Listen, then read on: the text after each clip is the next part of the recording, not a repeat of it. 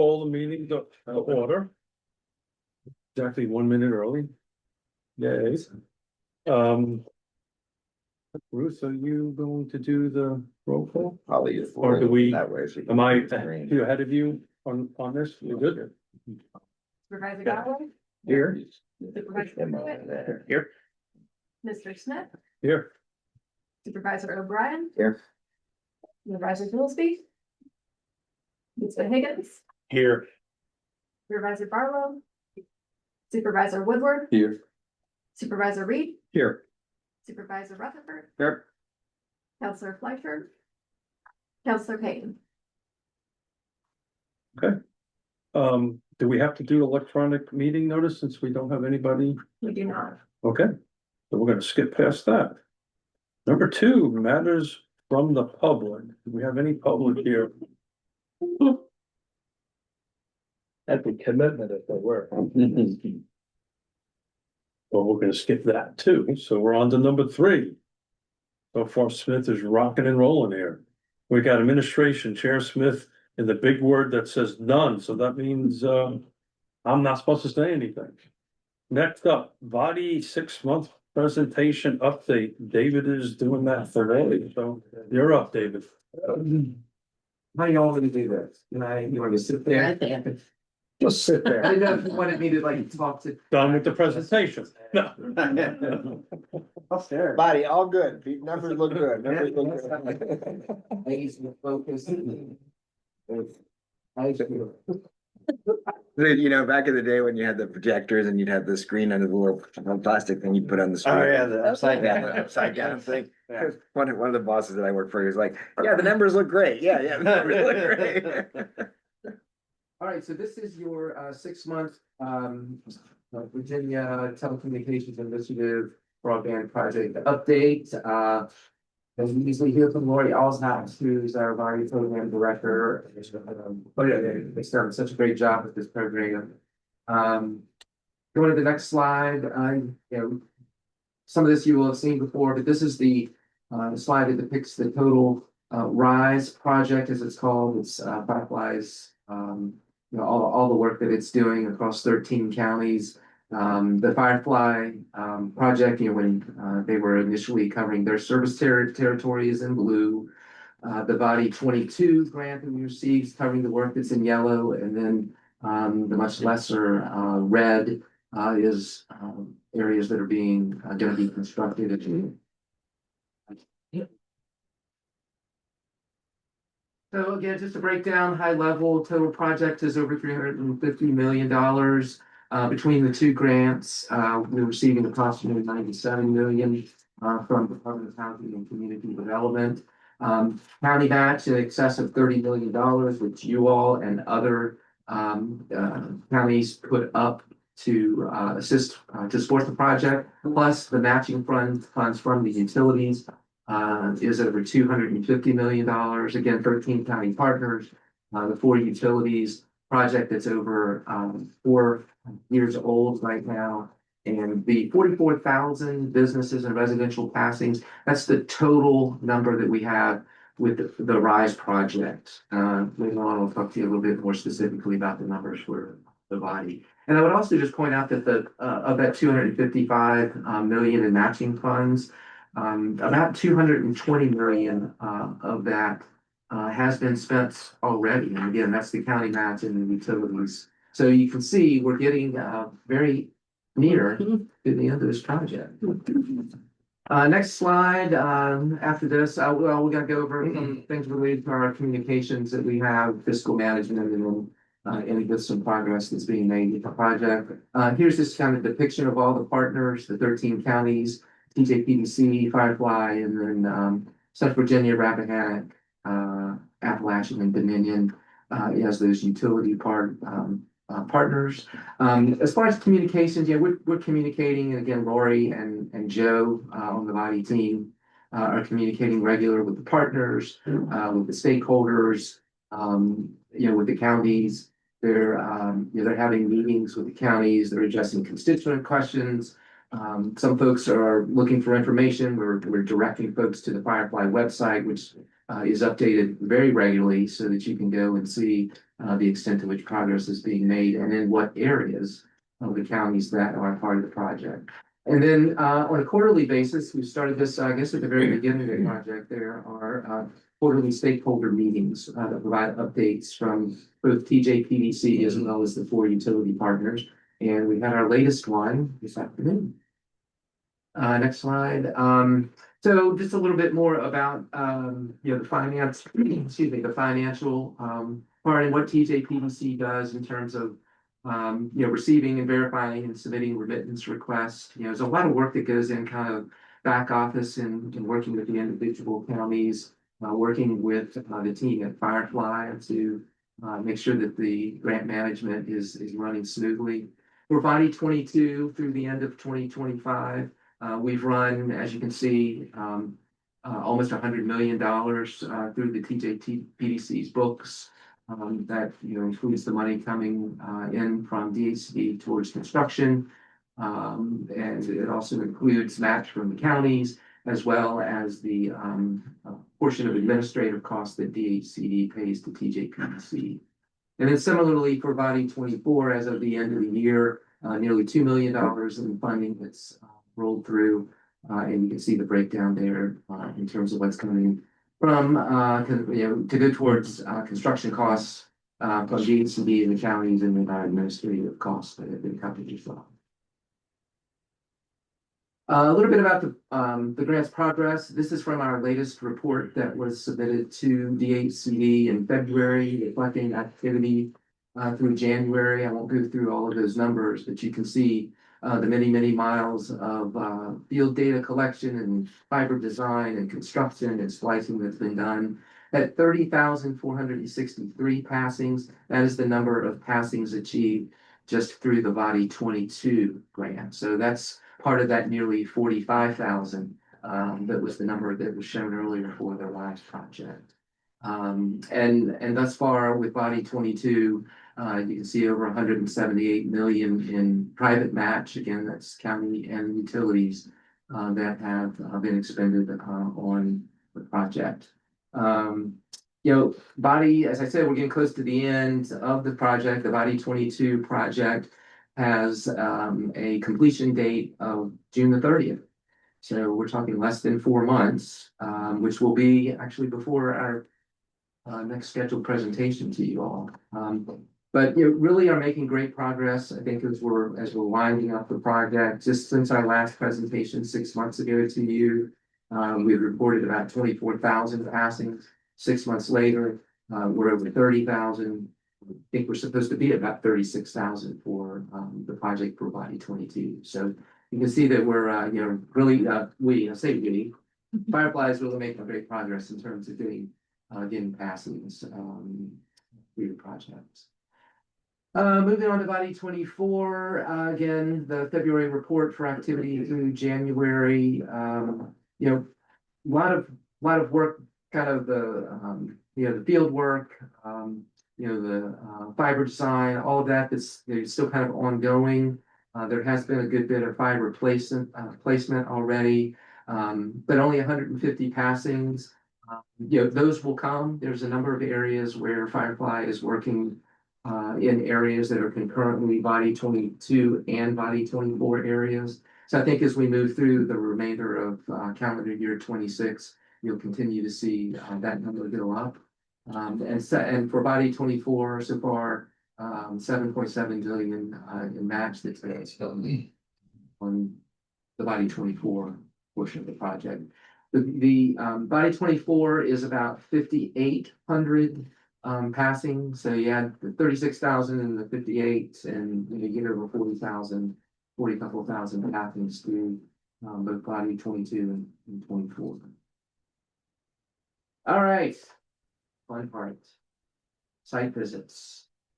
So as part of the work that TJPDC does as the grant administrator, we've made it a practice to go out into the field just to be able to see and really confirm the work that Firefly has been doing. And we've, I think, been pretty successful over the past 4 years of 3+ years of being able to get around to all of the counties, probably twice. These are some of the most recent visits that were in the latter part of 2025, really kind of scaling those back now. Whereas we had been going monthly, we're not going to be doing them quite as often as we wrap up the project. But this is just a couple of pictures from Buckingham County down near Dillon. New hut that had been set there that's going to be serving areas of the TJPDC project, again, north of Dillon, Route 15, Gravelville Road area. Next slide. This was from October up in Greene County. Again, another hut that had been set, the Petty Creek hut, which was going to be serving the Rutgersville area. Again, this is kind of an example of what I had just mentioned about Firefly working in areas that are both body 22 and 24, because that hut will be serving passings and service that covers both 22 and 24 areas. The next slide, we did a couple of visits in December. This was a fun one. I got to go and do this one, and actually, this was another spot area. Albemarle County, the Keene hut, and actually got to see the hut being set. So just to, I got there before, the big truck had gotten there, brought the hut in, crane came in, and just to be able to watch them, strap that thing and lift it up and then, place it down. It's pretty amazing to see. But again, another area of service, that's, made possible by both body 22 and 24. And then one of the other staffers went to Madison County right before the holidays to look at some of the aerial fiber cable that had been installed. Again, body 22, 24 area being served by some of the working. There's the Firefly website again. I mentioned that they're really good about keeping that up to date. That is kind of the source that we use for the citizens to see, where they're actively doing work, where they're going to be coming, say in spring of 2026 or summer of 2026. That's a great resource. I would add just two things again with the, really kind of looking at the completion of the project, being, out in front of us. A lot of the fiber work has been completed. So, again, I think we're going to really start to see more numbers, going up, with the passings as more splicing is done. And of course, Firefly, is probably been doing 250 what I'll call installs, but connecting subscribers, about 250 or so those a week, I believe it is. They've really been working on that. And then the final thing I would just add to you, and I think this will be something that's going to give this project some additional exposure. But Dr. Tamara Holmes, has been the director of the broadband office for a number of years. She recently was appointed to be the director of the Department of Housing and Community Development and assumed that role last week. Chandler Vaughn, who's been her associate director, is going to be the acting director. We've been working with him for a number of years as well, and he's awesome to work with.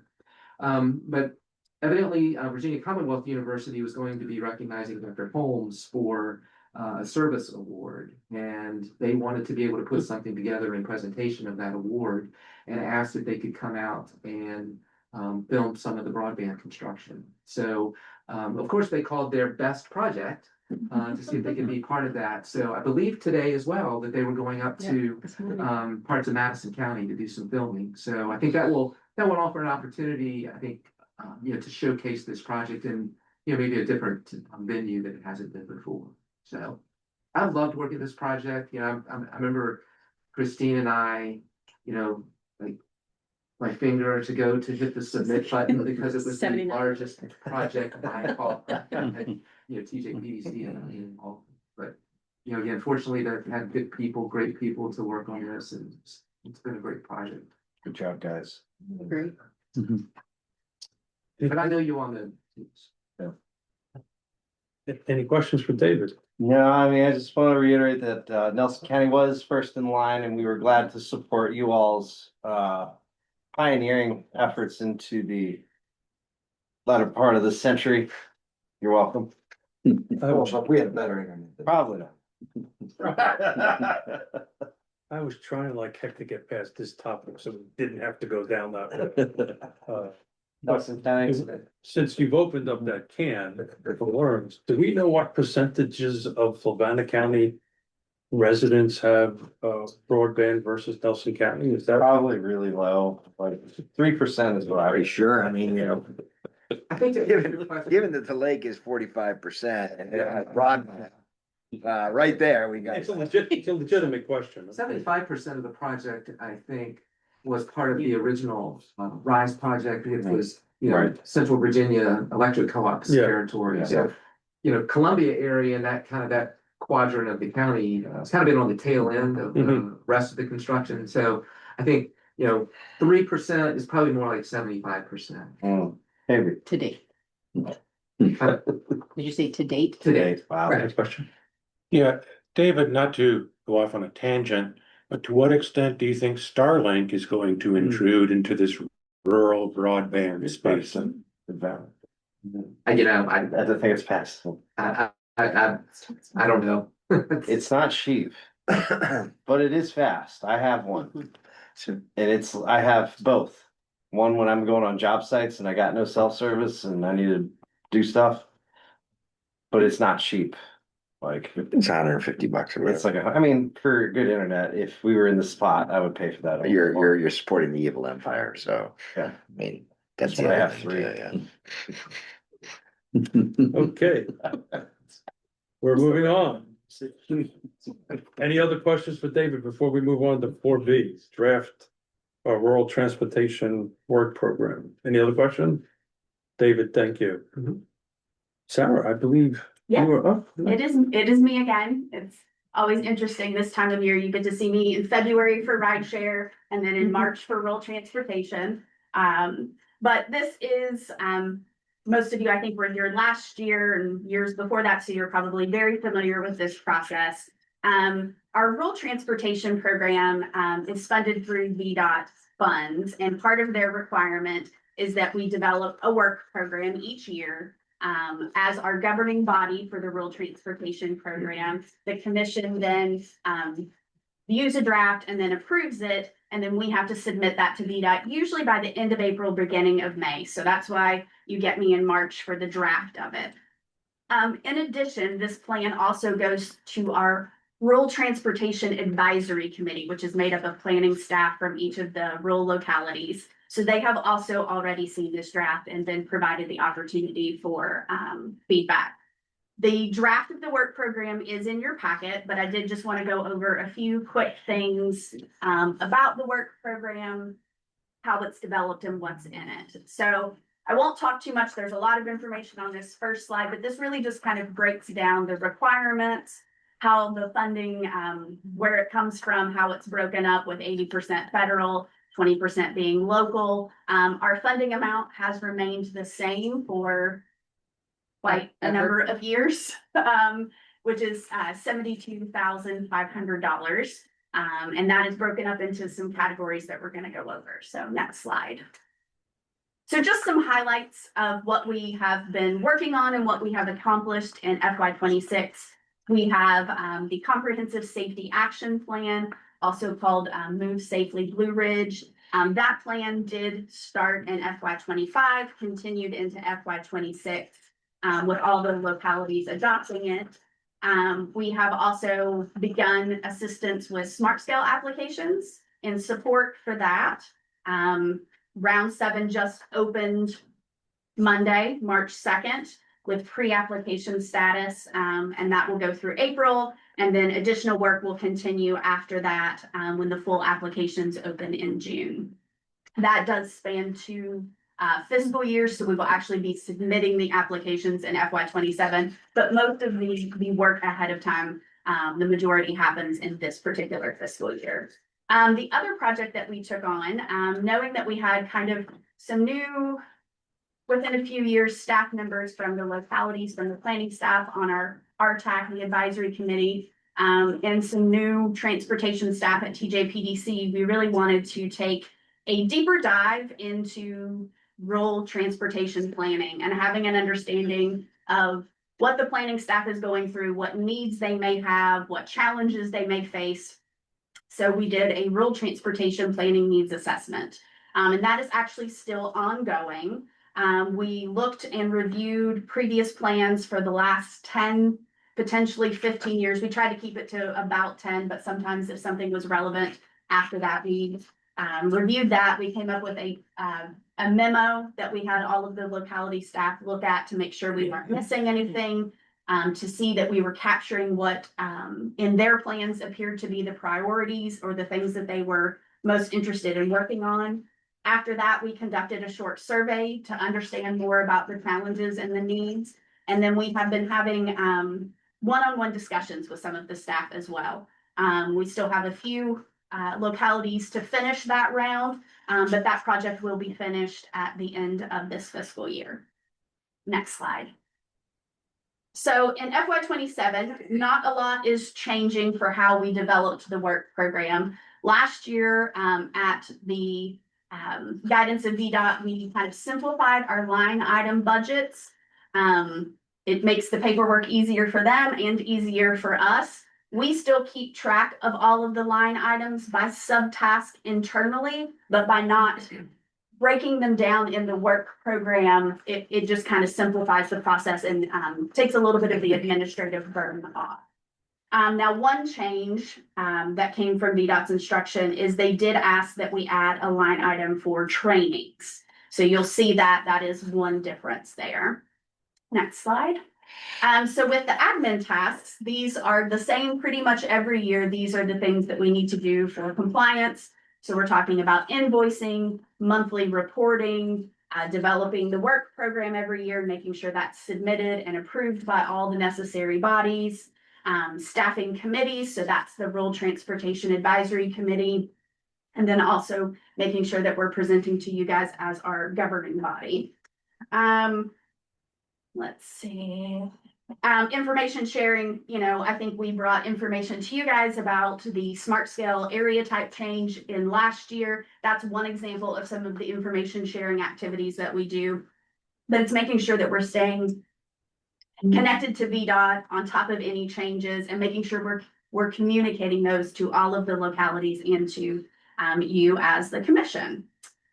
And then there's the training and travel on there as well.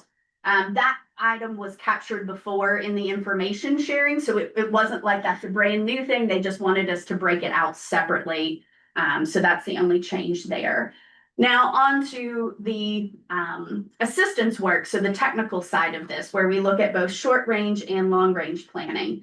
Short range planning does often stay the same from year to year. That's where we're offering assistance for grant applications, where we are providing assistance to the localities for maybe their transportation chapter of a comp plan. We're currently working with Fluvanna County on that right now.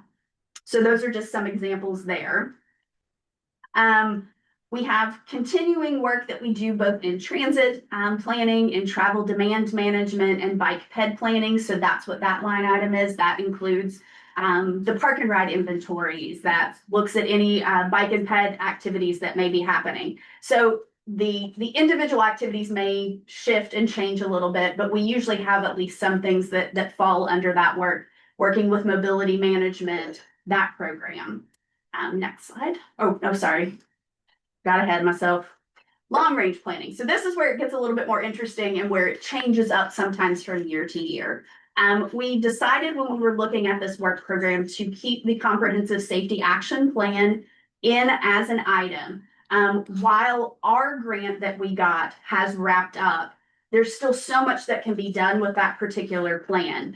There has been discussions with the localities about looking for other funding opportunities to implement some of these transportation safety projects. So we wanted to make sure that that was still in there so we could keep those conversations happening and be keeping our eye out for different opportunities there. With the travel demand management study, that is mostly happening in the MPO, but it is happening in conjunction with the rural areas, because we all know nobody sees boundaries when they're commuting to and from places. So we have been helping and providing them information. We hope to continue to work with them as they move that project also into FY27, particularly looking at, again, how folks move in the region, how that corresponds that travel with employment sites and economic development. So we see some collaboration with that there. I have high hopes maybe to even broaden the study. I just got to talk Taylor into it now. We got to figure out what we're doing, and then as we get better, then we'll move it into the rural areas as well. But it's been a really interesting project, and I see a lot of opportunity when looking at transportation through this study. And then the big project that we're going to have for FY27 is our rural long range plan, and I struggle to say that, so you can giggle at me if I mess it up.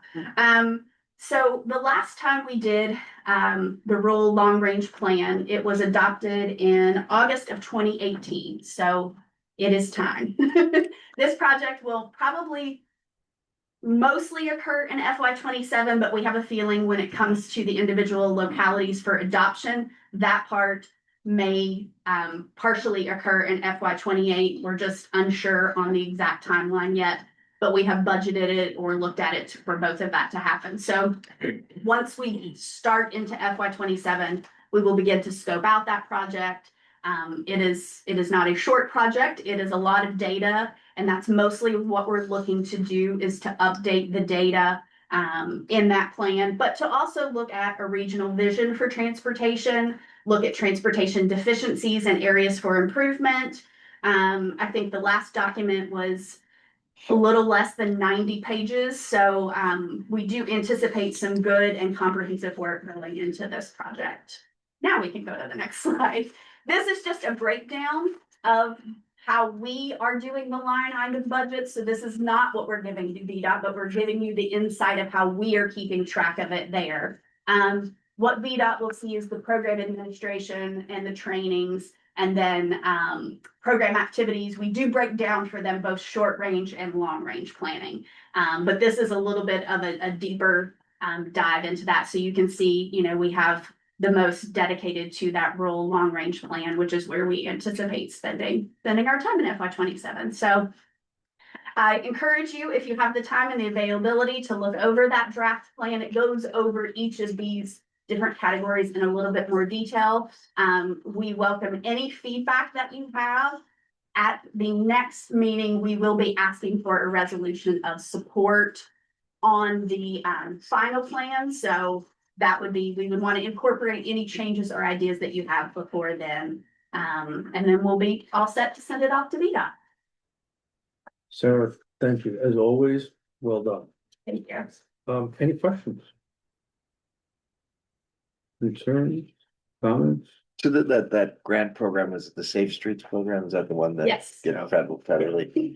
A lot of things. Yeah. We were talking about it, one of the things that was mentioned is that with federal programs, you usually have a lot of strings attached, but I recall this one was a pretty straightforward one, like the whole contracting process. And I brought that up again last night in the meeting because Tenaska's proffering a roundabout, or I want to say conditioning a roundabout. Well, actually, they're doing a restrictive covenant for a roundabout, I think is what they're doing there. So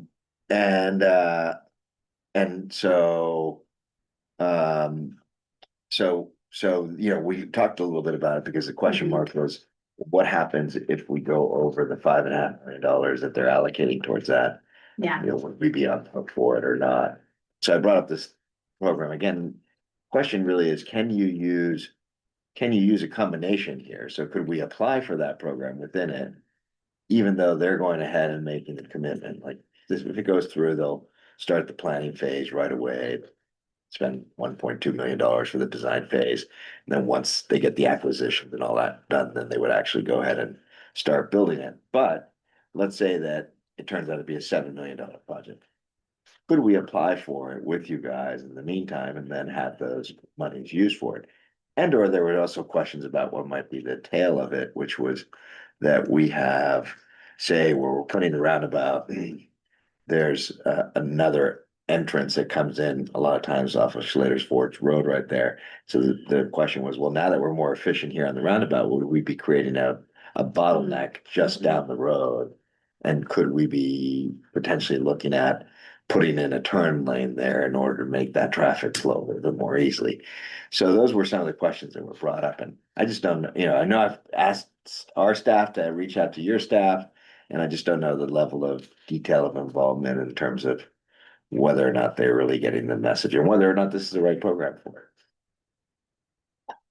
I can speak to some of that. I'm gonna go back to Taylor to confirm all of this. The one thing I do know is they are expecting that a lot of these projects are gonna have a large funding stack, lots of different sources. And the one thing that's nice about this is there is a required local match, and it can be anything that is not a federal source. Mhm. So it could be that provides the match for a federal grant that closes the gap of the project. Right, So we can look into this more. I Yeah. know my staff has been talking to your staff for yeah, sure. yeah. They've been yeah. in several meetings about it, but I Yeah. can follow up. Well, that would be a good one, just because that did come up and it was a good question and, there will be, 4 years of construction and some of it's pretty intensive construction. And so that would be, that would be great if we knew that there were other alternatives, because even though that's the one, condition that they're putting in, for, well, I don't say the one, but they're putting other, that's a major condition for that. There were other roads, and so, there was a traffic study done. And the traffic study, that particular intersection was an F already, not counting what's gonna happen, it was already an F. Yeah, I so. think we saw some of that when we were assisting Fluvanna with their transportation comp plan chapter. I think there was a little blurb in there about that particular study that maybe had just been completed. Yeah, Taylor and Gorion on our staff have been doing a lot of the conversations specifically on the Safe Streets and Roads for All, or the comprehensive safety action. So I know these conversations are happening. I apologize, I can't immediately. No, answer that's your okay. question, And no. but- and them with And, VDOT. and originally I'd asked the Yes. applicant to look at it, Yeah. because it might save them money, but Mhm. they're already saying, we're gonna give you this money for it, so now it's really what happens outside of that, and so that would, it's not stopping the process, that's ideal, when it keeps it Mhm. going, that would be great. I have two quick questions about the rural long range plan. Yep. And it's kind of kicking off I think a continued conversation that we've had at CARTA. So the first is, I think, kind of intuitive from that would be, CARTA has a transit needs assessment and is in the process of doing an implementation study. And while the current operating members of CARTA are Albemarle and Charlottesville, I think every member of the TJPDC is in our possible embraceable footprint. And so I guess I do have the curiosity of how those, whether or not it needs to be a separate document or could just be feathered in, or if it does need to be a separate document, how we're deconflicting that purpose. And then kind of following off of that, there has been some mild frustration and consternation from our board members about the seeming unendingness of planning and documents supporting things. And so I guess to be very blunt with this one, who is the end user of the plan, right? Who's gonna pull it off a shelf and say, XYZ? Because That's a I great. rarely pull plans off shelves to say, I'm going to do XYZ, and I'm ostensibly one of these big decision makers. So the rural long range plan does need to be a separate document because it is a requirement by VDOT. They don't have, it's much like, and I don't know how many of you guys are familiar with, like the LRTP, the long range plan that the MPO does. It's essentially the same partner document just for the non-MPO localities. While the LRTP has very specific timelines, it has to be completed at this schedule. The rural plan does not have the same timeline, but it does have to be updated every so often with VDOT. So that's one reason that it would need to be a separate document. What we find that the document provides is assistance with each of the localities when they're doing transportation plans, whether it's a small area plan, whether it's the transportation chapter of their comp plan. We realize it's off cycle for some, on cycle for others. It's kind of hard to get that timing exactly right. So I do think and certainly hope, and what we've heard from our planning localities when we've met with them during the needs assessment, is that they do use that information, particularly some of that updated demographic, economic development, and things like that in there. This will be my very first rural long range plan. So as I'm into it, I may think and see and realize that there's other uses for it, but those are the two that I kind of know off the top of my head. And hopefully that can answer your question, but happy to look into anything else. Yeah. And I'm sure that we will be looking at, you know, much like the LRTP does, we will be looking at other plans to help form this one. It doesn't kind of happen entirely in a silo. So I'm sure we will be taking some pieces of some of those part of plans that have to do specifically with the rural areas and possibly be implementing them. That can kind of help us sometimes, you know, pool resources when we can coordinate those efforts and that information. But great question, yeah. Anybody else? Do y'all, it says in the work plan for 28 that you assist localities with their smart scale applications. I'm hyper focused on MPO, so I never really thought about that before. So you're helping like just the strategy piece. Sometimes it's anything from providing data to actually preparing their applications on their behalf because their planning staff needs the support. Yeah. So it runs the gamut. Yes, kind of. And there are some localities that don't lean on us at all for their smart scale. They say, we've got it. But it's staffing support. It's not like you're not, do you submit, you can't submit applications on their behalf. No, we can help outside of the prepare them MPO. and then they have to submit it. The PDC can't submit an application. Like Not our for a MPO. rural jurisdiction. Hmm. Not, the TJPDC can submit as long as it meets the requirements for those along a corridor of statewide significance, meets a regional need. So Outside of the MPO? yes, the TJPDC can. Yes. Yeah, but it still has to meet all of those same requirements. It has to be the, you know, an interchange. It can't just be any project. But yes, yeah. And we get 4 for the MPO, 4 for the TJPDC application slots. So how many have you used outside of the MPO? This last year, we haven't used it at all. Before they went, Let and me ask this differently. Yeah. Outside of Charlottesville, Albemarle. very rarely. Not in my time at the PDC. It's mostly been that supporting capacity of helping them gather data or, you know, get their items together Yeah, kind of thing. But it is an option. I mean, in the past, with all due respect to the other counties, we've used that to get more applications. That's through right. Than what we were limited to, or the MPO was limited to, than using up those spaces. But I guess I always thought it was tied to the MPO. But now that they've changed the scoring methodology, a lot of those projects that the TJPDC would have submitted on Charlottesville and Albemarle's behalf are no longer eligible to be Yeah. submitted by the Right. PDC. Is your thinking that MPO projects are also benefiting Charlottesville and Albemarle? So like MPO Nelson County does not have the ability to Because they're more outside than of the theirs. MPO. I just never thought, I forgot about the fact that we had those extra 4 at one time. Mhm. I'm thinking more strategically for the other places, but I don't know that, do any of you get to a point where you have more than 4 applications to submit? And you're not even doing smart scale anymore, right? Well, You had made a comment last fall, I think. I'm not sure there's any need for us to, Yeah, to be frank. Yeah. But Well, I'm sure we'll have some to submit. We did 2, didn't we, Ernie? Well, 1. I know one. And Nelson is planning for 2 this year 2, because yeah. we are providing some support to them. And I believe Greene County has a project or 2, at least 1 or 2, I can't remember exactly. They Sure, have Greene not County has asked some.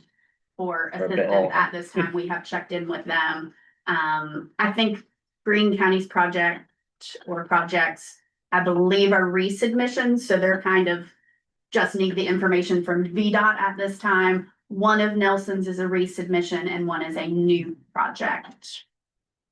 So what was the project, and it may be ongoing, that the planning district was doing where you recognized certain elements of the road systems in the counties? I know you did in Louisa, and I think it was others as well, that needed to be improved. And it was gonna be looked at further. I remember y'all one night came to one of our meetings last year. The VDOT guy was sitting there, and one that I had requested that they do a traffic study on. He said that night that they had, and they didn't see any need to reduce the speed limit or take the passing zone out. And y'all followed up with that. That was one of the projects that y'all saw the need of in the county. What's the name? That of went into the Safe Streets and Roads for All Okay. Comprehensive Safety Action Plan. So in order to apply for implementation funds through Safe Streets and Roads for All, those projects have to be identified in the plan. So that was the planning process in order to get all of the possible locations identified in the plan. So where are we on that? The plan is complete. Now it is up to the local jurisdictions to determine if they want to apply for the implementation funding, because we are not the ones that would apply. We can apply on behalf of you all for your projects. But you guys would have to determine Safe which Streets. projects and the local match requirement and things like that. And our staff is in communication with your staff to identify, are there projects that they want to move forward to the board level to get approval for? Yeah, thank you. Of course. And that plan had a lot of great information in it that we, you know, beyond even just that, could be used for other funding opportunities. You know, it was really just about making those identifications and kind of having it on record, which is another thing that the rural long range plan also does in a slightly different way. Is by having that kind of on record and looking at comparing it to V-Trans needs, which has to do with the state prioritization of projects. All of those things make grant applications stronger, you know, to boost their funding opportunities. The more documentation we have that this is a necessary item, that it is a priority, the more places it's listed, kind of the better that part is, if that makes sense. Great conversation, guys. Anything else before we move on? All right, thank you, Sarah. Thank you. Consent agenda is next, just to kind of move things along. I'm gonna combine A and B. So if anybody has any comments or questions, or we're gonna take a motion and move through this item, I'd appreciate it. I was absent. I will abstain from this vote. Yes. Anybody want to make a motion? I so move. Thank you, fine, sir. Second. Thank you. Right, Mr. Brewer, yeah. Second, all in favor, say aye. Aye. Thank you very much. Oh, good. I think I need to abstain too. I abstain. I'm missing Yeah, that. well, two abstentions. Somebody got You can that? still vote if you were. I know, but. I want Just trying to be Want to difficult. be, As long as you have a quorum. you can vote. that's true. I have had to vote on the minutes when there was no quorum. I accepted that reality. Yeah. So I think you're still trying to make up for the lack of internet connections in Nelson. So lack of internet. I was in Richmond. They didn't have internet there. I heard. Right, new business. Get us back on track, guys. New business. So Christine's gonna tackle this, but it is time for the executive director's evaluation time. And then you're just gonna jump right into B, go one and B, or who's handling B? I don't have them. B will be ready. Got it. Yep. Okay. This is just quick, Sam, we're kicking off the annual process for the evaluation inside the executive director's report at the end of the packet. I put a timeline that Ruth is going to share up on the screen in a minute. Basically, it kicks off today. You guys will start with a closed session at the end of this meeting, a brief one. The Human Resources Director will then send out to all staff the evaluation form that they use to evaluate me. She will create a summary document that is anonymized, that gives me summary scores and comments. Same thing will happen. She will send out the form electronically this year so that you can literally just click in at the numbers, try to make it easier on you all. Same thing to you all as commissioners. You've got the 2 weeks to submit it back to her. She'll create an anonymized summary scores and all comments. And give that back to me. If the chair requests, we would then have a one-on-one meeting before the April commission meeting. And then the April, you guys would go into closed session and you would receive paper copies of all of the summary scores and all of the comments received, and you would do your deliberations and then call me in as you see fit. That's the process we used last year. I did put in the packet the tools that were used, the 2 survey tools that were developed. In hindsight, I realized I put the 24 instead of the 25. Because the 25 was digital. So in your paper packet in front of you are the updated ones that we did use last year. And this year they'll be done through a Google form so that it is all electronic That's instead of PDF. I don't want to do the PDF thing. Yeah, it'll all be Google form, and then it'll all spit out into a spreadsheet for her, and it'll be easier to file. And unless you guys have any feedback on those tools, or if you want either the process, the timeline, or the tools tweaked in any way, we're open to that before we send everything out. Any feedback? Just keep in mind, we will have a short little closed session, so it's at the end. All right. Thank you. Ruth, you are up. Corporation memorandum. In your packet, I have, copy of the corporation memorandum agreement with the TJPDC. If you will recall, at a previous commission meeting, I had shared an overview of the corporation and its activities and its relationship with the TJPDC. The budget for the corporation relies heavily on, currently on its basically savings to cover the staffing costs that are necessary for providing the basic services of the corporation. And in order to both protect the interests of the corporation and of the TJPDC, as the corporation does important work for the PDC, I've suggested some revisions to the memorandum of agreement regarding how revenue is used. And so this has come before the corporation's board already at their request. But the red line version shows there's a new section in the agreement that outlines that the corporation will pay for its own direct costs out of revenue first, and then utilize its savings or the funds it already has available when that's depleted. That is to make sure that the corporation is paying for its own insurance, its own renewals of its charitable status, and that it's not relying on the PDC for that. And then the PDC would not invoice the corporation for staff time until after it has exceeded the commission's budgeted amount that it has for the corporation as a program.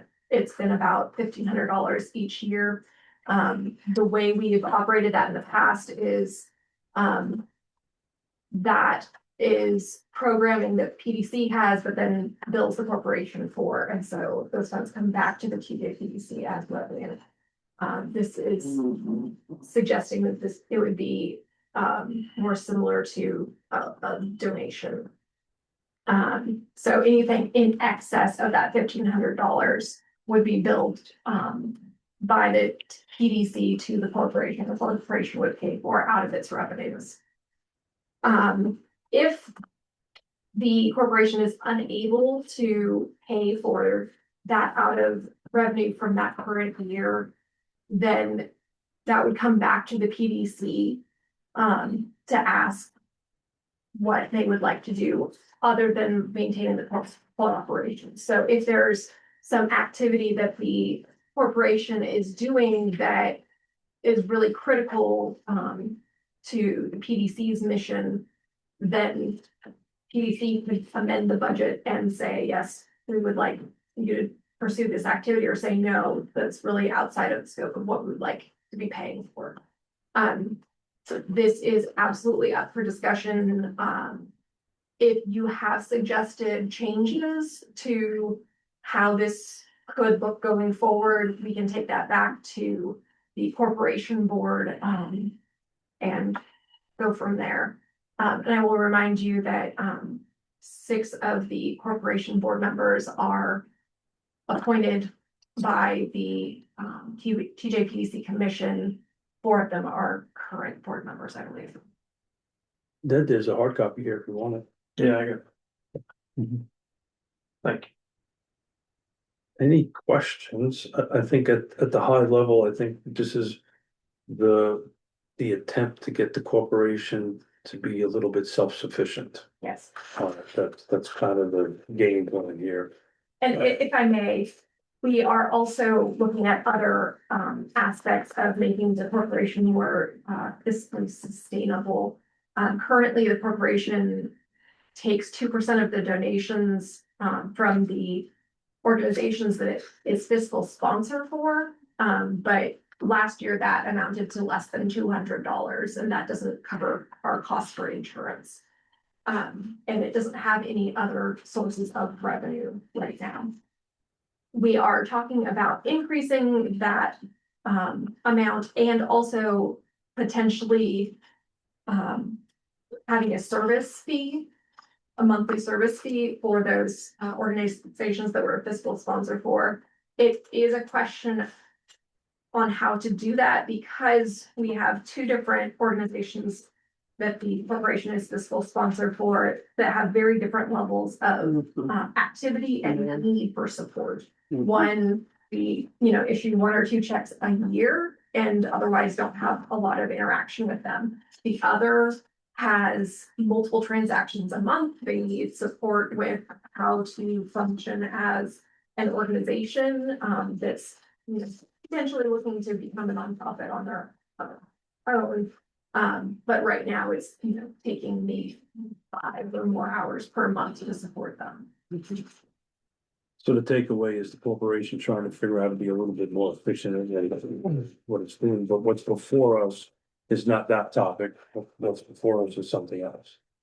So, any comments or thoughts? And this is an action item, and we'll do a roll call on this one.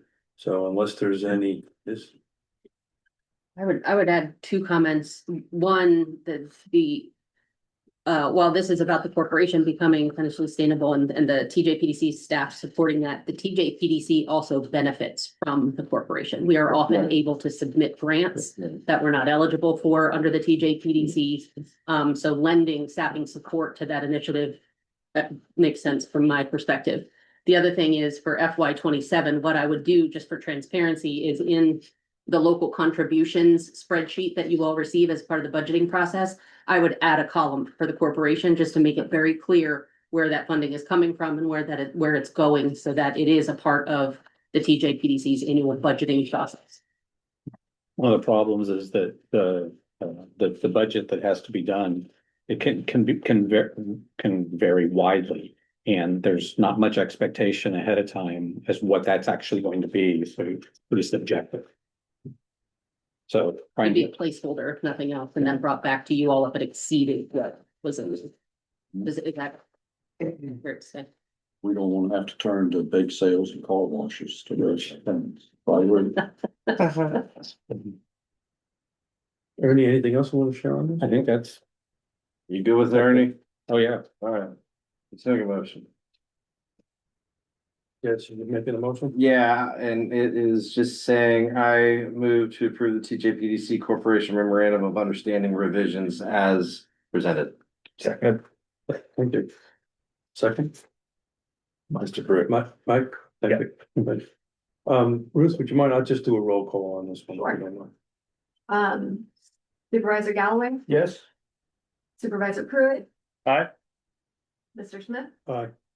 Supervisor O'Brien. Aye. Supervisor, Mr. Higgins, Aye. Supervisor Woodward, Yes. Supervisor Reed, Yes. Supervisor Rutherford. Yeah. All right, thank you, everybody. All righty, old business, we have another action item, amended operating budget. Christine. Okay, this budget came before you last month in its draft form. There have been 5 very minor revisions from that version to this version that I'm going to share with you. It is an action item. The budget presented includes just over 42 million in revenues and 39.9 in expenses. It does have an anticipated net gain of 110,000, about half of which is attributed to that reclassification with the Blue Ridge Cigarette Tax Board from deferred revenue into its fund balance. The 5 very minor changes is we rolled over about 100 hours in the watershed improvement program from FY26 into 27 because it's work that needs to happen in the later half of this year. The second change was reducing some contingency revenue. I had a placeholder in the budget for building renovations.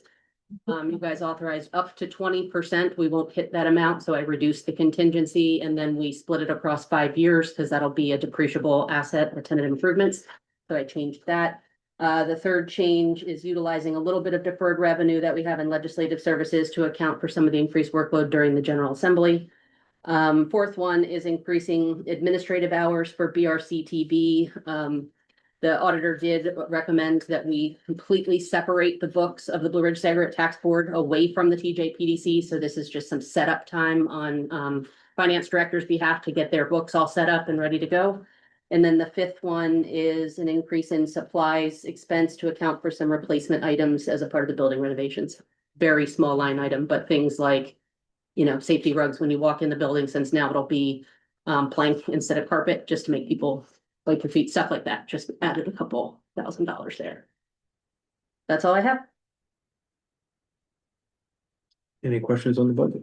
So the cigarette tax board again, say that again? You're just separating it? It's still under, or is it? Yes, it's always been, the accounting has always been separate under a class within our QuickBooks. Yeah. We are now creating a separate QuickBooks file Just for the quick- Blue Ridge Cigarette Tax Board because they are a separate entity from us and they could elect to have any administrator and those books would stay with the Right. board. They would not belong to the TJPDC. You don't want to hostage and so. Different. Like us, right now, we are the administrator for the board. They could pick any administrator, so their books should be independent of ours. Makes sense. And that was a recommendation of our auditor through the process. Fiscal agent, is that what you mean? By administrator? Like I you could think pick a it's called different. administrator It's not agreement. administrator, yeah, it's an administrator agreement. I mean, there's the fiscal part, but then there's, there's the compliance part too. But I'm saying, when you say a different administrator, somebody besides the Different entity. They PDC. could. Yeah, different entity. Mhm. They could- Right now, the administrator agreement specifically states that it will be the TJPDC, so they would have to amend that agreement should they. So if that board was like, oh, we want Yeah. Madison to be the administrator. Yeah. Yeah, Or- be fiscal and staffing. Yeah, okay. I got it. Thank you. Any other questions on the budget? I'm gonna do a roll call on this also, but can I get a first and a second, please? We approve the budget as presented. A second. Thank you. When you're ready, Rick? Supervisor Galloway, Yes. Supervisor Pruitt, Aye. Mr. Smith, Aye. Supervisor O'Brien, Aye. Mr. Higgins, Aye. Supervisor Woodward, Yes. Supervisor Reed, Yes. Supervisor Lester. Yes. Thank you. All right, you're still up, executive report. Two different items. One of them is the tenant improvements, the building renovations. We are nearing the tail end of the original scope of work. There are still some outstanding items. We did the punch walk last week to go through and identify the last things that needed to be completed still. I am awaiting the final agreement on the change orders and or additions that were put into that. That I should have gotten that today. I haven't seen it yet, but hopefully it'll be there by the end of tonight. As soon as I get that, they will be able to give me the timeline once they release all of the subs to do that work. My goal and my hope is that by the end of March, this will be done with bow tied on it. I'd love to have you guys in person in that space for your next commission meeting. But I've also learned to be very realistic about having these goals when it comes to Yeah. building renovations. So Absolutely. it is, stay tuned. There is the potential, since all of the major work has been done, there is a potential that we will begin to move staff in before everything is fully complete, just so that we can have access to our space in the Water Street Center for public meetings, knowing that there'll still be things happening while we're in the office. So they'll release the water center first. Is that? I'm sorry, repeat that. They'll release the water center first? That is what I am asking them to do. They have not confirmed. The Water Street Center, interestingly, in the first scope of work, because the building owner is the one that signed off on the scope, not us. The Water Street Center has new flooring and the TJPDC offices have new flooring. The breezeway in between did not. And so that's something that I added in our additional scope of work. So I would like that flooring to be complete. Same with the kitchen off of the Water Street Center. That did not have the new flooring when we did the punch walk. It should have, and the closet off of those all should have had that flooring. So I'd like that flooring to be completed before we release people to come in. But once that's done, I think we can ask them to prioritize that space. All right. Anything else? Oh, yes, all of my normal updates are written. I'm not going to go through those, but happy to answer any questions about them. The other update I have is one that I don't actually want to give. I'm saddened to share that Ruth will be resigning her position at the PDC. Something we are all devastated by, but she is attending to a personal family matter. And so is making the difficult decision to do that. She will be with us through March, which means we will be advertising for that position. Currently, that role is titled Chief Operating Officer and Director of Programs. I've done an extensive amount of research, and through our class comp process, it's highly unusual for an organization of our size to have both a deputy director and a chief operating officer. So we're thinking of revamping that position to do a lot of the same functions, but rather than be chief operating officer and program director, it would be director of planning and operations. So it has a lot of the same, but it doesn't have that title of chief operating officer, which in most organizations, then HR and IT, a lot of these other departments report up to, and that's not really how we're structured. So we're rewriting that job description. We will get that posted as we need to, and we will be doing the impossible job of trying to fill Ruth's shoes in that role. Which means there will also be that transition at the corporation level. Yes. Of the executive director. So sad to share that news, but wanted you guys to hear it from us. We certainly wish you the best. Appreciate all your hard work. Ruth, thank you. And that is all that I have. Will Ruth, will you be able to join us in our April meeting? Maybe. All right. Perfect Ruth response. Maybe. That's the kind of response I get from Ruth. Are there drinks afterwards? We'll see. Yeah. It's on the job. All righty, so any questions for? One question? No. So we're gonna go to closed session. Do we have the read-in and stuff? David has it. Okay. Whoever's closer to David, would you mind reading us in? That's younger. You see, one there. Okay. Hi. This blank, Jesse Rutherford. Move that the commission to be convened to a closed session pursuant to the exemption found in section 2.2/3711A1 of the Code of Virginia to discuss matters of employees and performance of the executive director. Second from Mr. Pruitt. And I believe we have to roll call on this one. You don't have to do a roll call for calling them, you have to do it coming out. Well, it's on the paper. Oh, is it? Do you want me to do that or? Are you doing that? You want me to do that? Supervisor Galloway, Yes. Supervisor Pruitt. Aye. Mr. Smith, Supervisor O'Brien, Aye. Mr. Higgins, Aye. Supervisor Woodward, Yes. Supervisor Reed, Yes. Supervisor Rutherford. All right. All right. Well, this should only take a couple of minutes, guys. There's a kitchen over there, you can close the doors here if you like, and put you over there, so whichever you like. Hi, We need to wait for Mike. might as well. Think so. Yep, nope, my dad worked for him forever. That was a household name my whole life. He's a big developer. Move that the commission exit closed session. We need a second. Second. Second. I got a second. We will now exit and then we need a roll call vote this. Supervisor Galloway, Yes. Supervisor Pruitt. Aye. Mr. Smith, Aye. Supervisor. Aye. Mr. Higgins, Aye. Supervisor Woodward. Yes. Supervisor Reed. Yes. Supervisor Rutherford. All right. I just rather move that the commission certify that to the best of each member's knowledge, only public business matter lawfully exempted from the open meeting requirements of the Virginia Freedom of Information Act and identified in the motion authorizing the closed session were heard, discussed, or considered in the closed session. Need a second. Second. All right. Supervisor Galloway, Yes. Supervisor Pruitt. Aye. Mr. Smith, Aye. Supervisor O'Brien. Aye. Mr. Higgins, Aye. Supervisor Woodward, Yes. Supervisor Reed. Yes. Supervisor Rutherford. Alright, Thank you, everybody. Alrighty, so we are now in our favorite part of the meeting, the roundtable. And I think I'm gonna go to my left and I'm gonna start with Ernie and see how Ernie's doing in Nelson County. I'm doing fine. We are, yeah, you know, we're deep into budget stuff, as everyone would expect. And, trying to cram it all in before I leave town in a week, so it's gonna be a little bit of a challenge. I'm going to the West Coast. How good for you? Where? North or? Arcata, Oh, yeah. Point Reyes National Seashore. Good for you, man. Pretty out there. Yeah.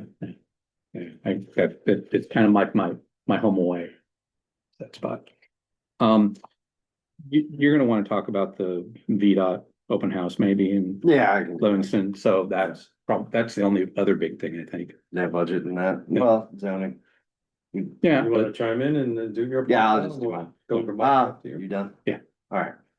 We had a Livingston meeting, not town hall, whatever you wanna call it. It is a town hall essentially, with VDOT talking about the sidewalks in Livingston. It has been remarkable to see how not far $4 million goes in sidewalks now. What was originally supposed to be about $2 million back in 2018 is now 4. It only gets half the job done now. Is it most of it, utility It's relocation? not really. It's actually more of identifying. Livingston has an issue with people built houses on the sidewalks. Yeah. And so they have to kind of expand sidewalks, omit some parking spots. It would be good because we utilized the PDC for the VATI grant asks for the first round. Do you remember that? We need to make sure we put a moving timeline on that because we just missed this last round for a VATI. Body, yeah. Are you saying Smart scale, sorry, not Okay. smart scale, VTAP, TAP grant, yeah, Transportation Alternatives Program? yes. Yeah, okay, I got it. So we want to make sure we stay on the revolving door. VDOT says, please keep compounding this because every 3 years they're gonna do a chunk and then do another chunk. And then Yep. do another chunk. Gotcha. Cause they said if they start one part, they're gonna wanna keep going.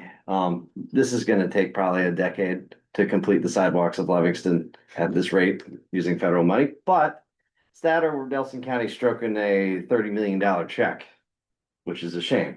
Tax increase. No. Beyond that, we had a meeting, I think there's a couple concerned citizens about parking.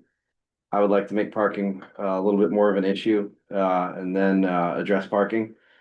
But, beyond that, we were underway with zoning, we're largely wrapping that up. Bernie and I had a 2x2 with a couple planning commissioners to discuss some of the, not nuances, but semantics of specific zoning stuff. And we have decided to take a pause to now start addressing, not pausing the process, but pause so that we can now, instead of doing go straight to public hearings, but to address the map redraw. For those who don't know, and you're doing the process, I strongly, especially in the rural context, advise you to do the zoning and the map at the same time so that you know where the stuff is that you're defining. Or should go, allegedly. It's kind of like getting a survey when you buy a piece of property, kind of know what you want to do. Yeah, except for you've ordered a survey, but you don't know which property it is yet. There you go. Yeah. But beyond that, and we're in the middle of the budget. State has pulled how many millions of dollars, Ernie? 1.3. He's like, Yeah, so it's more than $1 million. it's over $1 million. They're gonna pull another $1 million. We will be in the top 5 localities expected to pay. The state's not paying, so we will be close. The state's gonna be doing their minimum contribution of 20% probably in the next 6 to 8 years. So us and Falls Church are in the exact same boat. Yeah. And why is that? It has a lot to do with our assessments. That is one metric. The LCI is a really, JLARC study said it's outdated. Obviously, the state continues to say, sure, we agree, not gonna do anything about it. Our legislators, they understand it's a problem. They didn't want to do anything. And so here we are asking, what we'll probably do is just tell the state we're only gonna do 20% of the rules that they make us dollar percentage wise. And then just see what happens. But it has created kind of a little bit of a disaster on how we fund the schools, because, you know, when you're having to throw in another new $1 million and your school population's 1,400, it's a lot of money. Yeah, and they need another million and $1 million more than they did last year. Yes. Yeah, So we're in the middle of doing 2x2s with the supervisors and the school board members trying to figure out what we're gonna do. I am grateful they're not asking us for $500 million. Yeah. Unlike some of. Just CIP. What's a penny to the dollar? 350 for real estate. Is it 300, 350? Yeah. I mean, we went up, our total assessment was 2 billion and it went up to 3 billion in the last 4 years. Yep. I hope you get some success with the Livingston Streetscape, because the Standardsville Streetscapes project really made Standardsville pop. Yeah. So I hope it's. What was that money? Is that mostly federal? Ooh, I Believe so. I mean, Greene's too poor to Yeah. That run was up a also big TAP. bill for infrastructure. It was a tap. It was TAP, Yeah. because we administered that. Yeah. Yeah, and see, TAP only now maxes out at 2.9 million or something like that, so 2.9 million doesn't go. I remember that finding far. those better. Buys you the gutter. And then we gotta pay the difference, whatever we do, so Anything else, sir? I'm done. Mike? Sure, like most of y'all, I think the biggest story that we've had lately has been budget. We've received our recommended budget from the county executive. Probably the most interesting thing about it is how we're planning to borrow from the future. We're tapping our stabilization reserves for the first time since it was created at a 0.5% per year, which is half of it over the next 2 years, in order to bridge the gap between now and when we have the revenue boost from AstraZeneca come online. Hence the phrase borrow from the future.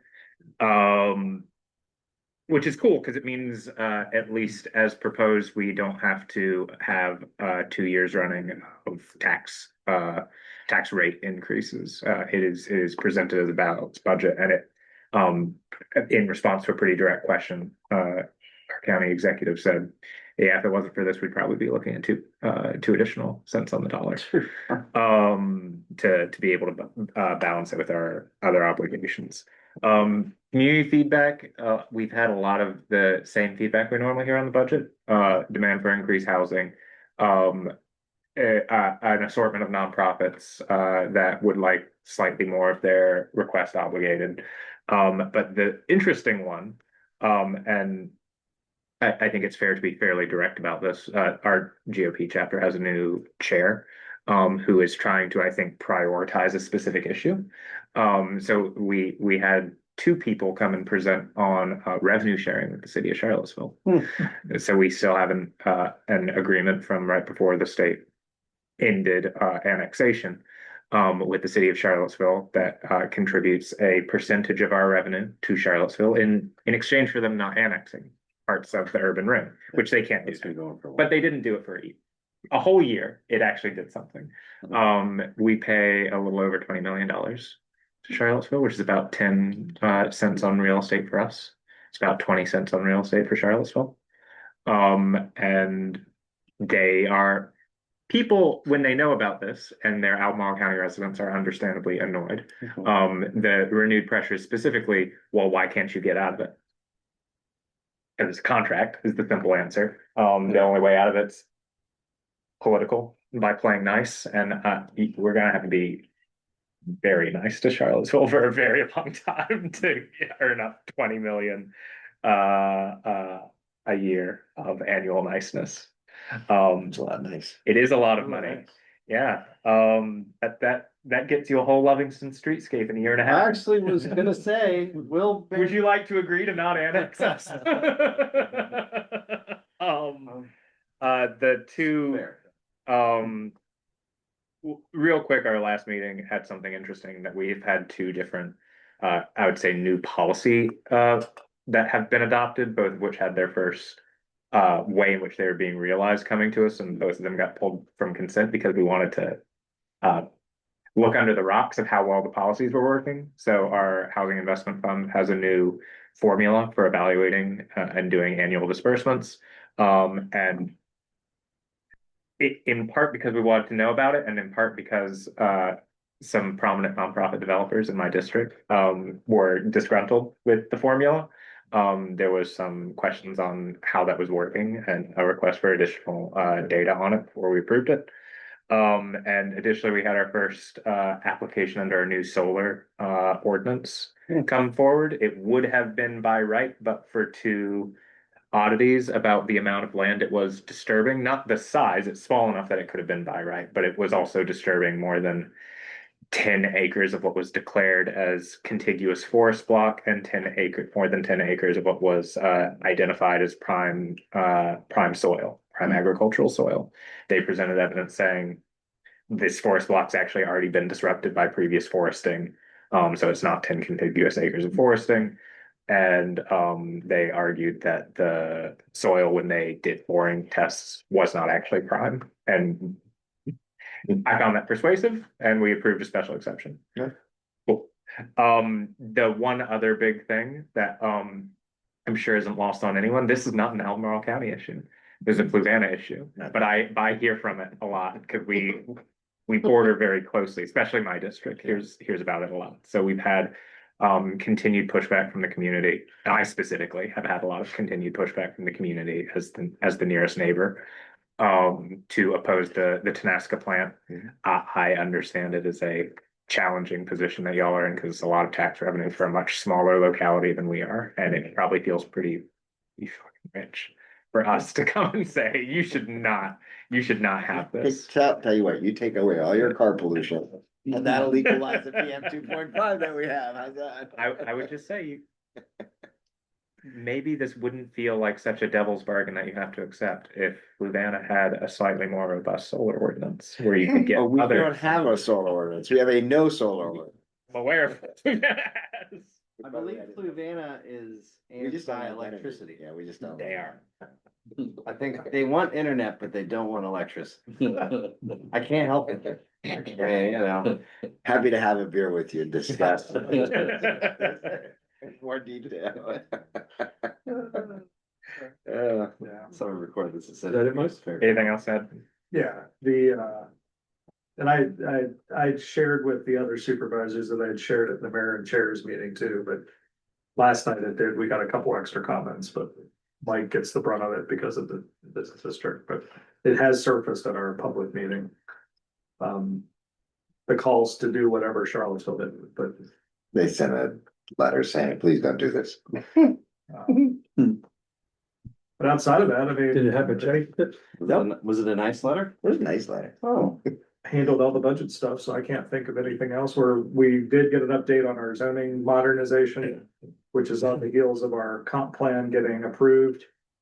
So we are, they took the 350 action items that are in our comp plan, identified the top 40 as the priorities for the zoning modernization. That's not just policy and other stuff too. That's just zoning modernization.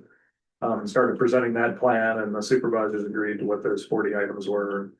Next month, we'll get the update on what policy type stuff will be coming and how that gets work planned, if you would. So I'm pleased that it's not even 3-4 months after we voted on the comp plan that we're actually seeing the action to implement in front of us and get moving on that, so.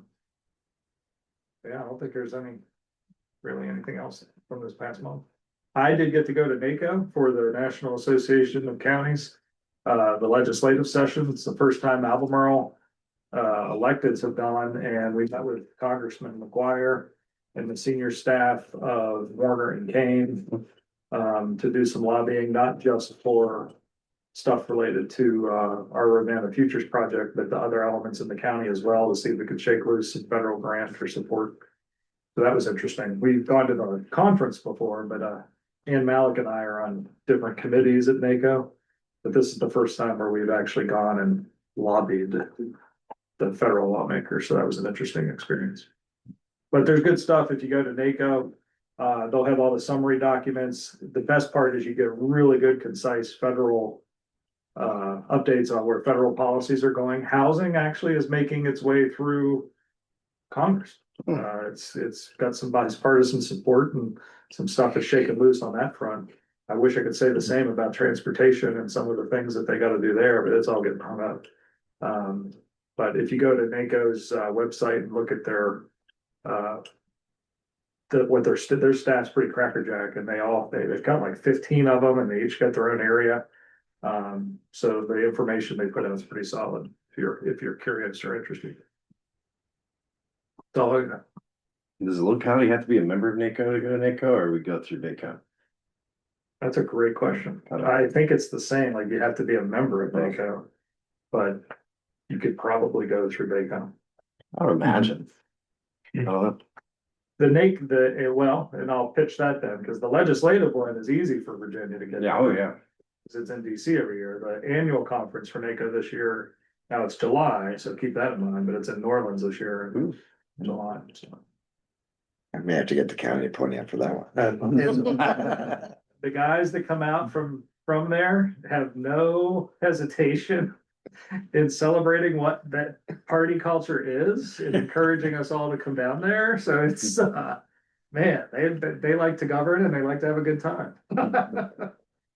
No bones about it. Manny? I've got a really brand new issue that I'd like to bring up. Louisa County, I think, will be sending a notice to Albemarle that we're looking to take in some of their land on our border. Sure. Depending on some of that Charlottesville. Scottsville, about to announce under invasion.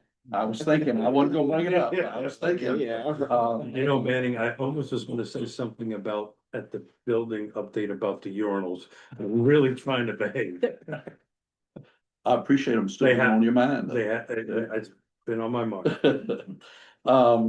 No, I don't have much to say. Like everybody else, we're going through the budget process. I think we're getting really close to having our budget ready and have the goal of voting on the second meeting in April. And I don't think that's gonna be any problem to meet that. So that's really all I had. Thank you. Let's go, Brian. How did it go the other night? It's been fun. It's been a lot of fun. Let's see. So we did set our advertised rate last night, and we have God's rate 777. Oh, well, you go to the hundreds. Oh yeah. We did this. Broke it down. That was to add a position for deputy social services director. And so that's good. I mean, we're at 75 right now, so that's 2.5 to 2.7 cents up. But I suspect we'll be a little bit under that by the time it's all said and done. There's still some revenues coming in that we haven't heard from, so that's good. Our big meeting is coming up for Tenaska on March 18th. Couple of kind of TJPDC related items that were part of the special use conditions. I think now up to 49 items in the special use conditions and 2 restrictive covenants. Yeah, so I say that, but if we actually counted everything in like one of our, like in the Woodbridge project, it would be, I mean, it would be like 30. If you can get an Albemarle supervisor to go, wow, that's a lot of communities. That's saying it's something. been robustly discussed. I mean, we did bring in Sands Anderson and the Berkeley group to review some of the conditions.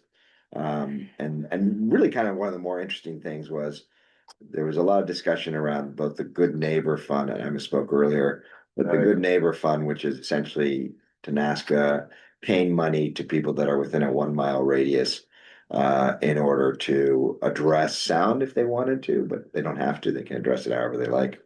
And so the payout can be over the course of, I think, 4 years. There was a question about that. And then the other component that we have in it, I don't know why I'm drawing a blank right now because I should know it like the back of my head, was a firehouse. So they're offering to pay for a firehouse. And so the recommendation that Sands Anderson gave was put it into a restrictive covenant because you can't really make the nexus between the demand and the need, but you can make it a restrictive covenant. We kind of discussed doing it as a rezoning, but they didn't want to rezone. The applicant didn't want to rezone because it would start the process all over. So that was kind of an interesting approach from that standpoint. Did they have a location for that? So it would be probably around Kid's Store. Kid's Store is probably, in part because we do a lot of calls, joint calls with Albemarle, and we want to be nice to them so that they don't suddenly stop doing joint calls with us and force us to have paid fire. So that's a lot in terms of that. But the two sort of TJPDC special use conditions, one is the applicant has agreed to provide $5,000 a year to the Fluvanna Conservation Alliance. Okay, so that's kind of cool. Second one, I'll give credit to my daughter, Bella, who said, Dad, I understand the need, the grid need. And I get that. Of course, she's an environmental planner, is not happy about the potential pollution, or the pollution that will be generated by the plant. But she said, well, you can do more things. And I said, well, yeah, but we don't like solar, we don't have wind, we don't have nuclear, right? So what can we really do? And she said, well, you got rooftops and all that. I said, that's true. So I asked TANASCA to put up a certain amount of money. They agreed to $2 million that if the county matched, that would be applied towards residents being able to put solar rooftops on. And I'm going to try to reach out to some of the other power providers and see if perhaps CVAC and or Dominion would help to participate in that program. We have 14,000 homes, so if we were able to get, say, a $8 million pool together, you can divide the money around that. It's not that you get a free solar panel in your house, or get some free solar panels, but you don't get a free solar installation, but you'd get that. And I think that would be a good way for two things. One is for the applicant to ask in this case to show that they are concerned about continuing to make improvements in the environmental side of things. But the other part is too, in our comprehensive plan, we mentioned that we wanted to have decentralized energy and that we would have renewable energy and all these kinds of wonderful things. And that's been brought up repeatedly by people in the community saying your comprehensive plan says this. So this would be a way to, again, sort of, to me, in a sense, call out the county, if you would, and saying that if this is what you say, put your money where the mouth is. And if this is what you're saying is important to you, then we should do that. And as we know, federal subsidies have been removed for the most part. And so there are only a few counties and cities that do subsidies for solar. How long do you have to obligate the match? Those details aren't worked out yet. So it's just more, they just literally told me yesterday that they would be willing to do this. And so then I told my fellow board members, and a couple of them were like, oh, well, we don't want to do that. And so we'll see how that goes. But sounds like changing. Yeah. But I think as a discussion happens, I mean, it's kind of new from that standpoint. And obviously if we end up voting for this NASCA plant, there'd be substantial revenues that come in from that. And so we could use some of those revenues to create that pool to match. And it would probably be done over a period of like 10 years. It would be my guess. And the other part of it is, not everybody's going to jump on it, because not everybody's going to want a solar panel on their house. Not everybody's going to have the type of property where it's a good idea to put it. Most But people want things that are free, though. yeah, I mean, it's not free. You're still paying, but it's being subsidized. So that's kind of nice. So those are kind of two TJPDC related items from that standpoint. There's a lot of other things, all total, I think we're close to about 18 to $20 million in potential goodies, if you want to put it that way, that the county is offering. I mean, that the applicant is offering to the county above the tax revenues. One of the things that we're also working with them is the ability to use their water line, particularly the discharge portion of the water line. And so as we're building our county water system, that's a pretty big deal, because as you all know, water is a very expensive proposition for counties. So I think their input is over 6 million gallons. And so they've agreed to let us use the discharge water as a starting point. And we'll be working on an MOU with them if we proceed further from that standpoint. So That came up in the original application. yeah, exactly. And that's, so to Keith's point, one of the things when I first ran for the board, we were just starting to talk about the JRWA and bringing water to Zions. And the previous manager of the current TANASCA plant, Robert Mayfield, he had said, that one of the options was that Tenasco would offer, the ability to use the water from the ECTI. County never took up that offer, and from Alaska's perspective, discharge water is discharge water. It is processed, it still needs some additional cleaning, but kind of timely because we had a presentation last night to bring water to Pleasant Grove. And we were looking at wells from that standpoint as well too. So, would we do the wells? Would we not do the wells? Would we put underground storage? Or would we put above ground storage for the water? All those things are part of it. So, that's kind of where that is, but March 18th will be a really exciting day. Maybe it'll last a night or two. March 12th, Tim Hodge, fellow supervisor from Palmyra, and I will be holding a town hall, a much anticipated town hall. If anybody's been paying attention to Facebook. About to say, there was some susurrus about that. Yeah. Oh, our supervisor. I've probably already been invited. When is the town hall? It's on the 12th, yeah. What It's time? Thursday at 6:30, I think is when we're opening the doors. Where's that? At the firehouse, Which one? the Lake Monticello Firehouse. And residents are welcome first. Oh, really? You are not gonna have enough room there, so.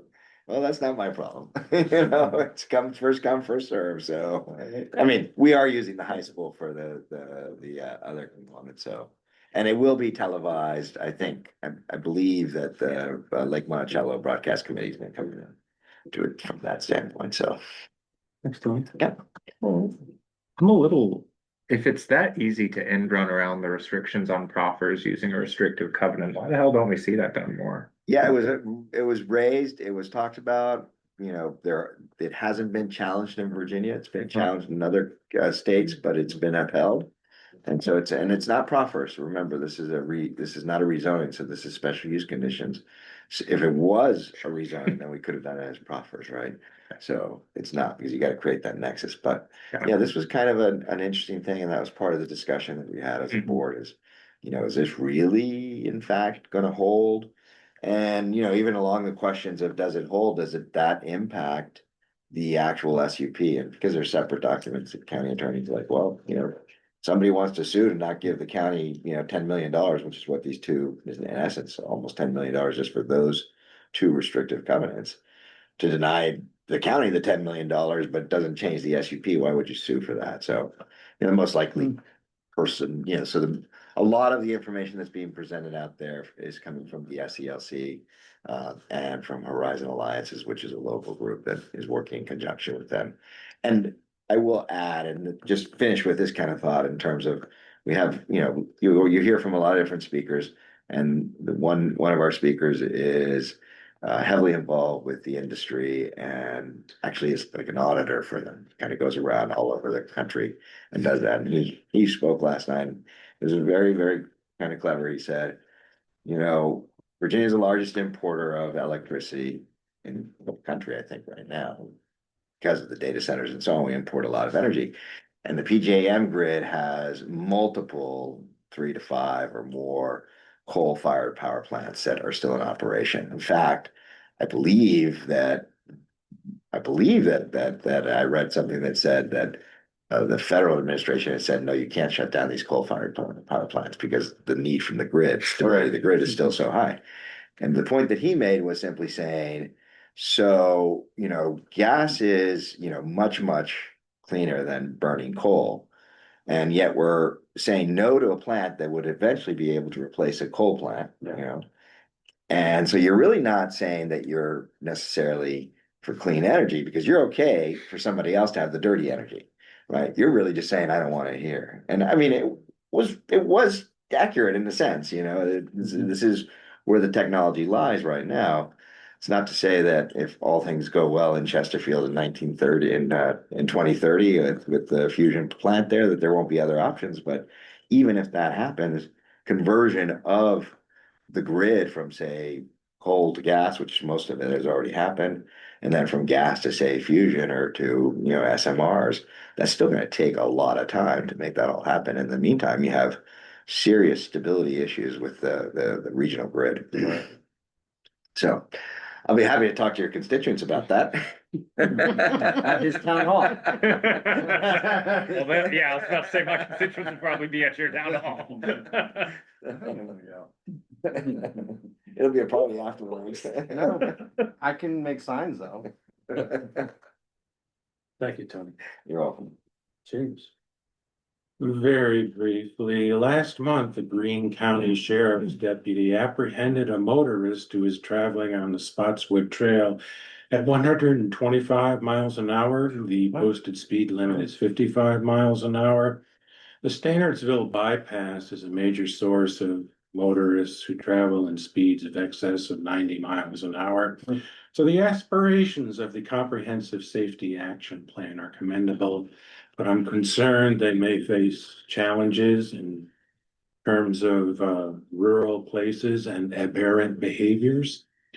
On the issue of the budget, we had a preliminary introductory workshop on Tuesday. Our county administrator proposed an increase of 9 cents in the property tax from 69 cents to 78 cents per $100 of assessed value. For Greene County, that is a substantive increase. I anticipate that figure will be negotiated down in the coming months. What the final figure will be is, of course, to be determined. And finally, on a more uplifting note, Congressman Eugene Vindman appropriated over $1 million for water and sewer infrastructure in Greene County. We are most appreciative to Congressman Vindman for his efforts to help out Greene County. I do have that. What was, that was an admin suggestion? County administrator wanted He's already 9 got another cents. job offer.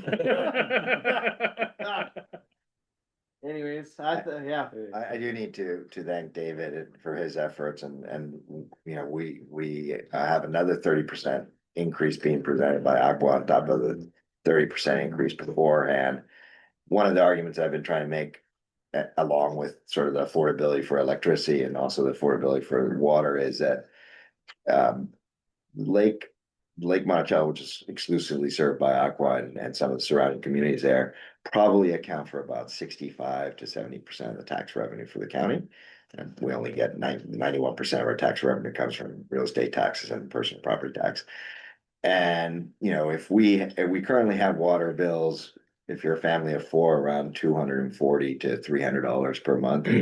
So we're trying to get, you know, some legislation passed. And so Jeff Black, who is an administrator from Caroline County, is also an Aqua customer.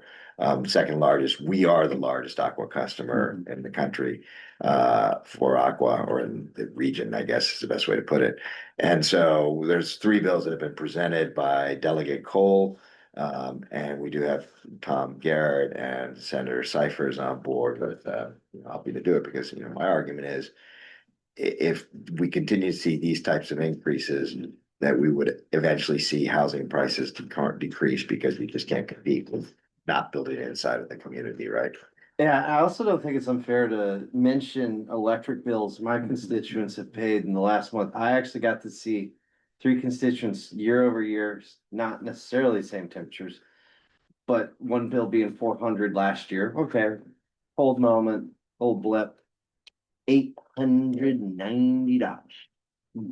More. The utilities only, both Dominion and Central Virginia Electric Co-op had essentially 11% increase. I mean, it was terrifying. Yeah. Like, I mean, that when and you're starting to see it on the side of people pinching money to make it buy. I don't know what I mean, that's a disaster. That is a disaster. Yeah, when you're seeing people paying $1,200 for electric and water. Oh, that's just like, you're gonna be praying to have a well. Yeah. So, thank you. Next meeting is April 2nd in our facility. Be determined, but that's the hope. If not, you can use this place again. That's all right. Too, So, Not gonna start charging us? no, Just for parking. I'll just take the tax contribution. Yeah. thank you, everybody. We're gonna adjourn. So moved. Take care. Thank you. You guys.